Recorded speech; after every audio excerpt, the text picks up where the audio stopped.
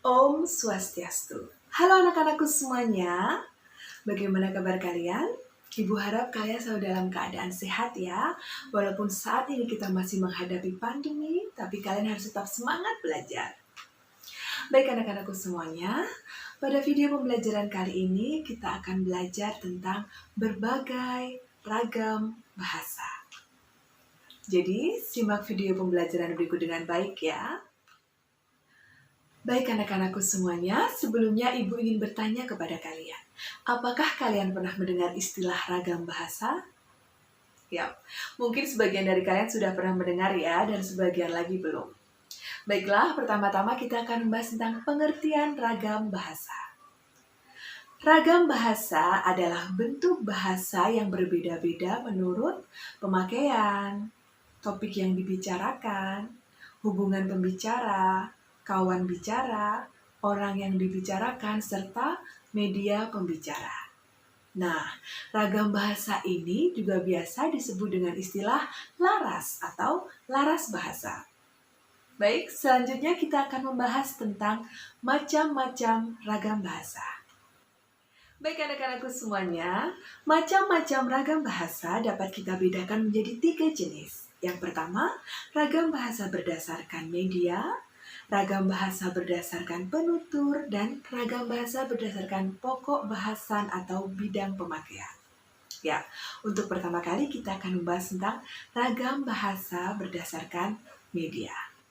Ragam bahasa berdasarkan media dibedakan menjadi 2. Ada ragam bahasa lisan dan ragam bahasa tulis. Mari kita bahas dari ragam bahasa lisan terlebih dahulu. Baik anak-anakku semuanya, ragam bahasa lisan. Ya, jenis ragam bahasa ini adalah yang paling sering kita gunakan. Di rumah, di sekolah, di tempat umum. Nah, apa saja sih contoh dari ragam bahasa lisan ini? Contoh dari ragam bahasa lisan ini antara lain ceramah, pidato, sambutan, bincang-bincang, percakapan, dan sebagainya. Yuk simak penjelasan tentang ciri-ciri ragam bahasa lisan berikut ya. Ciri yang pertama adalah sering dapat berlangsung tanpa alat bantu. Jadi pada ragam bahasa lisan ini kita tidak memerlukan kertas, alat tulis, karena bisa langsung kita ucapkan. Ciri yang selanjutnya adalah dapat dibantu dengan gerak tubuh dan mimik wajah serta intonasi. Tujuannya adalah untuk mempertegas makna. Sebagai contoh, misalnya kita sedang berbicara pada situasi yang sedih. Tidak mungkin kan kita menunjukkan mimik wajah yang bahagia? Ciri yang ketiga adalah kesalahan dapat langsung dikoreksi. Ciri yang selanjutnya adalah memerlukan orang kedua atau teman bicara. Jadi tidak mungkin ya kita akan berbicara sendiri. Kita membutuhkan lawan bicara atau teman bicara. Ciri yang terakhir adalah tergantung situasi, kondisi, ruang, dan waktu. Jadi anak-anakku semuanya, ragam bahasa lisan yang kita gunakan pada situasi formal tentunya berbeda ya dengan ragam bahasa lisan yang kita gunakan pada situasi informal. Kemudian ada pertanyaan yang muncul. Kalau bahasa lisan dituliskan, berarti berubah menjadi ragam bahasa tulis dong? Tidak ya anak-anakku, tetap disebut sebagai ragam bahasa lisan, namun diwujudkan dalam bentuk tulis. Selanjutnya adalah ragam bahasa tulis. Berbeda ya dengan ragam bahasa lisan. Ragam bahasa tulis ini menggunakan tulisan sebagai bentuk komunikasinya. Pada ragam bahasa tulis dituntut adanya kelengkapan unsur tata bahasa, seperti bentuk kata dan susunan kalimat, ketepatan pilihan kata, penggunaan ejaan yang benar, penggunaan tanda baca yang benar dalam mengungkapkan ide-idenya. Perhatikan penjelasan mengenai ciri-ciri ragam bahasa tulis berikut ya. Ciri yang pertama adalah kalimat dibentuk dengan struktur yang lengkap, seperti harus adanya subjek, objek, predikat, pelengkap, atau struktur kalimat yang lain. Ciri yang kedua adalah ragam bahasa tulis ini berlangsung lambat. Hal ini dikarenakan dibutuhkan proses dalam penyusunannya. Ciri yang selanjutnya adalah paragraf dikembangkan secara lengkap dan padu. Hal ini bertujuan agar pembaca dapat memahami ide yang dikemukakan. Ciri yang keempat, ragam bahasa tulis ini memerlukan alat bantu ya anak-anakku semuanya seperti alat tulis, mesin cetak, dan sebagainya. Ciri yang selanjutnya adalah kosakata yang digunakan harus dipilih secara cermat. Tidak seperti ragam bahasa lisan ya anak-anakku, ragam bahasa tulis ini tidak memerlukan kehadiran orang lain atau tidak memerlukan lawan bicara. Pembentukan kata dilakukan secara sempurna. Hal ini bertujuan agar pesan yang disampaikan dalam bahasa tulis bisa efektif. Dan ciri yang terakhir adalah tidak terikat ruang dan waktu. Jadi tidak seperti ragam bahasa lisan ya, ragam bahasa tulis ini tidak terikat oleh ruang dan waktu. Contoh dari ragam bahasa tulis ini antara lain surat, karya ilmiah, surat kabar, dan yang lainnya. Macam ragam bahasa selanjutnya adalah macam ragam bahasa berdasarkan penuturnya. Nah, ragam bahasa berdasarkan penuturnya ini dibedakan lagi menjadi 3. Yang pertama adalah ragam bahasa berdasarkan daerah. Kedua, ragam bahasa berdasarkan pendidikan penutur. Dan yang ketiga, ragam bahasa berdasarkan sikap penutur. Yang pertama, kita akan membahas tentang ragam bahasa berdasarkan daerah. Ya, Indonesia memiliki perbedaan yang sangat besar dalam hal bahasa. Bahasa Indonesia yang digunakan oleh orang Jakarta berbeda dengan bahasa Indonesia yang digunakan oleh orang Jawa atau daerah lain. Mengapa hal ini bisa terjadi?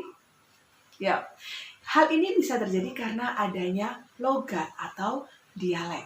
Dan setiap daerah memiliki ciri khas yang berbeda-beda. Perhatikan contoh berikut.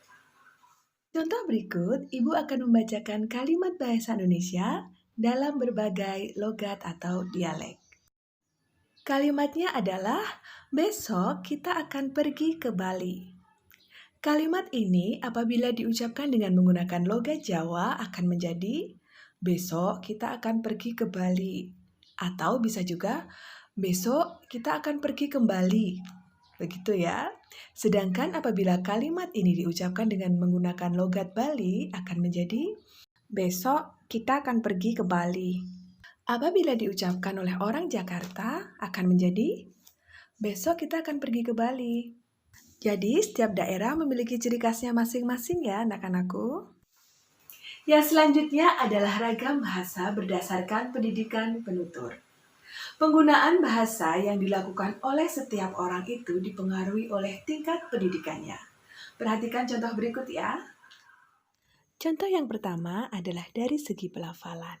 Beberapa kata yang diambil dari bahasa asing, misalnya vitamin, video, film, sering salah dilafalkan menjadi vitamin, video, film. Dan yang kedua adalah unsur tata bahasanya. Bawa, itu yang dimaksudkan adalah membawa. Nyari, maksudnya adalah mencari. Seperti itu ya anak-anakku semuanya. Yang terakhir adalah ragam bahasa berdasarkan sikap penutur. Dalam hal ini, sikap yang dimaksud adalah seperti resmi, akrab, santai. Dan sikap ini juga dipengaruhi oleh kedudukan kawan bicara ya. Perhatikan contoh berikut. Perhatikan contoh berikut. Kalimat pertama merupakan ragam bahasa resmi yang berbunyi, saya sudah menutup pintu itu.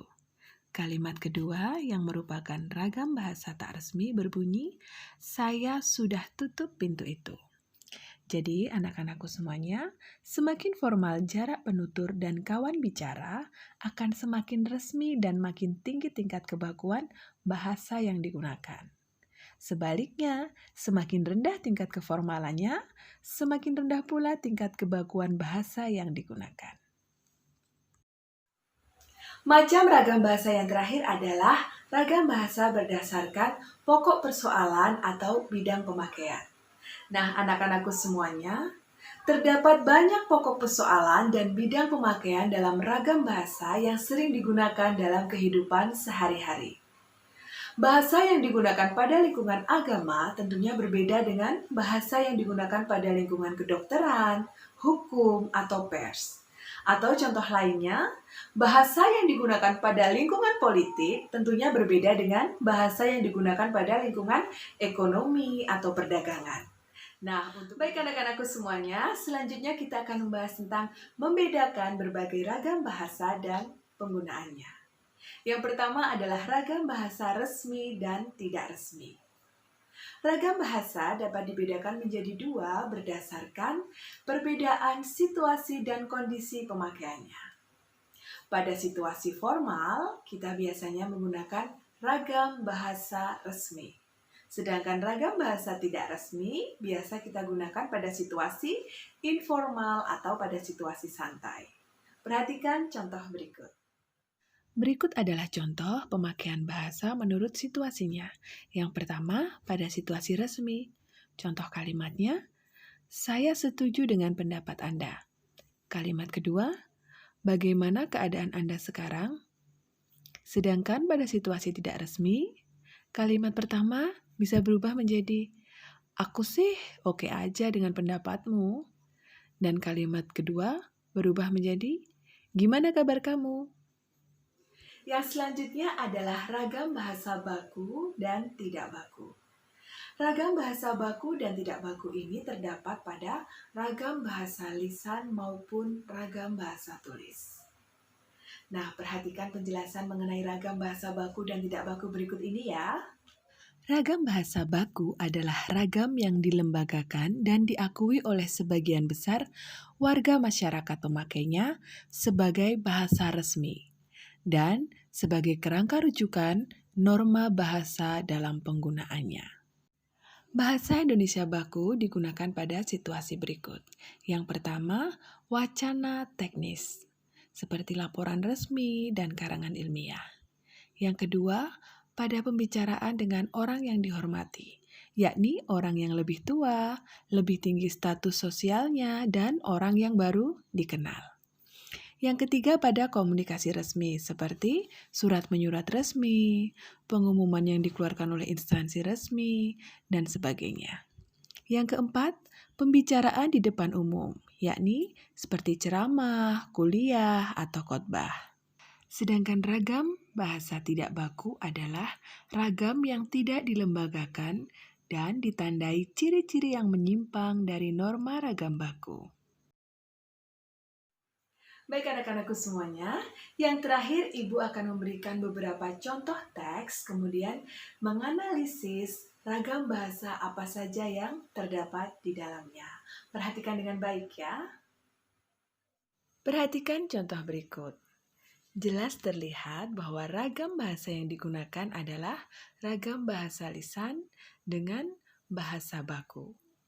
Ya, betul sekali. Ini merupakan naskah pidato.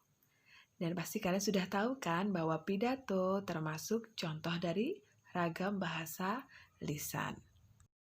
Sekarang perhatikan contoh dua yang Ibu berikan. Dari teks tersebut, jelas terlihat bahwa ragam bahasa yang digunakan adalah ragam bahasa tulis pada situasi tidak resmi dengan bahasa tidak baku. Jadi terlihat jelas ya bahwa surat ini adalah surat yang ditulis untuk seorang sahabat. Nah, anak-anakku semuanya, kalian sudah belajar mengenai pengertian ragam bahasa, macam-macam ragam bahasa, perbedaan ragam bahasa, serta contoh-contoh ragam bahasa. Nah, sekarang giliran kalian ya. Tugas dari pembelajaran kita hari ini adalah kalian mencari sebuah teks, boleh dari buku ataupun dari internet, terserah kalian. Kemudian tempel teks tersebut pada buku tugas kalian dan lakukanlah analisis singkat mengenai ragam bahasa apa saja yang terdapat pada teks tersebut. Seperti yang tadi sudah Ibu contohkan ya. Baiklah, demikian video pembelajaran kita pada hari ini. Semangat belajar anak-anakku dan tetap jaga kesehatan. Sampai jumpa.